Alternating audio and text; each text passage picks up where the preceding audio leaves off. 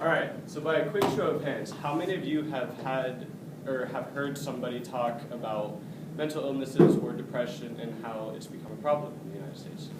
Sorry, let me rephrase the question real quick. How many of you in this class have heard somebody talk about mental illnesses or depression and how it's become a problem in the United States? Nice, 0 up top.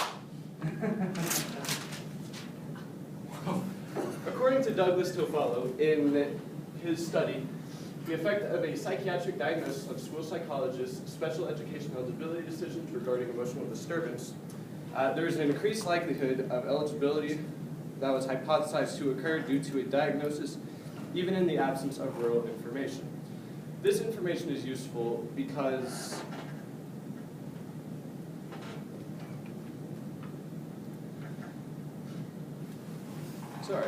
in this study, he claimed that 21% of all students that require mental treatment actually got the help that they required. And this information is useful because it helps us understand how serious the problem has become in the United States. And this problem within students has come to be because of the scarcity, well, partially due to the fact of the scarcity of school psychologists and school systems. So today I will present information regarding mental illnesses in students with and without the presence of school psychologists. I believe that the majority of you understand that mental illnesses and depression has been exponentially growing over the past few decades or so.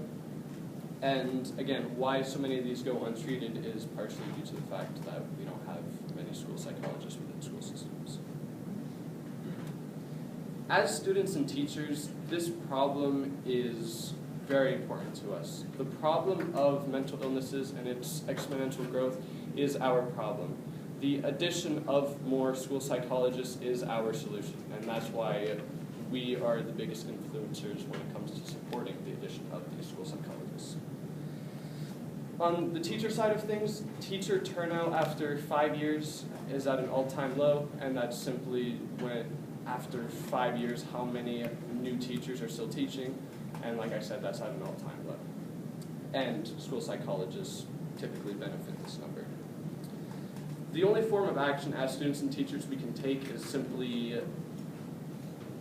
advocating for the addition of more school psychologists and just supporting the addition as well, supporting the policy changes. As a student, I've come to understand the problem that we have in the United States, and I've done an extensive amount of research to find what the best solution to this problem was, and I feel as though this is it. In this speech, I'll provide you with information that helps my claim and suggestion that you should support the addition of more school psychologists. So first, let's talk about the lack of school psychologists in the school systems.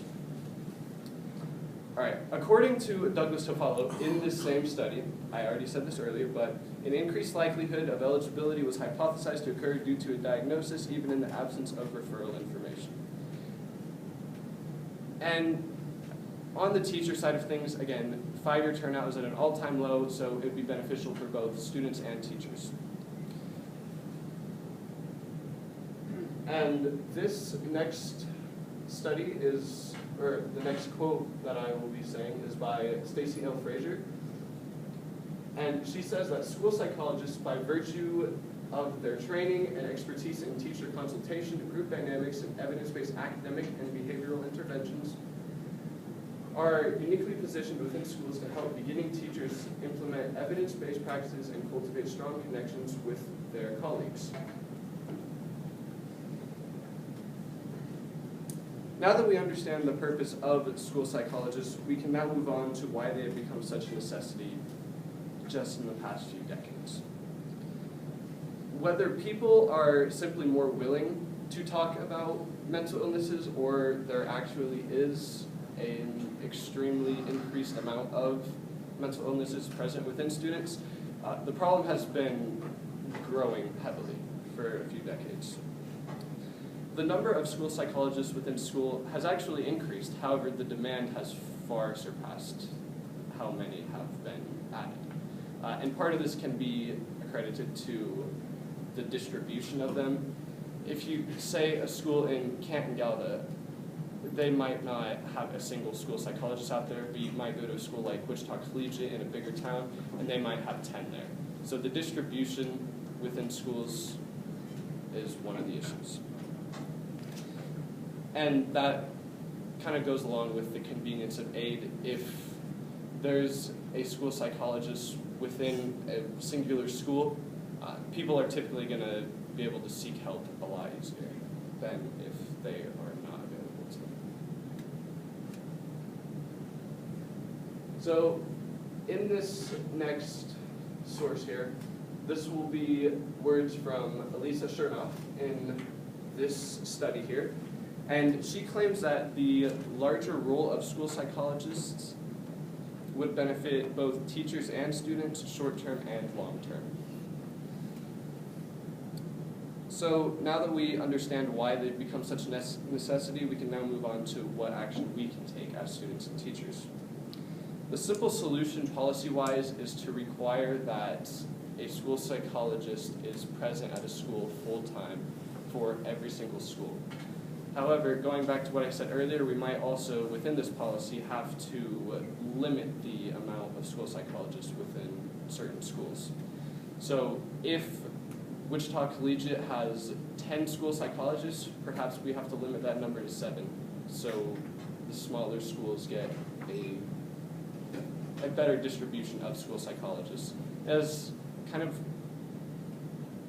unethical as that sounds to limit the number of jobs in a convenient area, the students are probably more important than the convenience of the school psychologists. Or if we are not able to have a school psychologist present at a singular school full-time, within this policy we must find a way to have school psychologists present within schools for a certain period of time, or a duration of time. After explaining my information presented today, it seems as though school psychologists play a major role in the mental health of both students and teachers. Within the information provided, I've explained the problem with the lack of school psychologists, why they have become such a necessity, and what we can do as students and teachers to help benefit these students and teachers. I hope that you strongly consider supporting or advocating for school psychologists. And just remember, when trying to make this decision, that the addition of school psychologists could be a literal lifesaver for the 79% of students that don't get the help they need.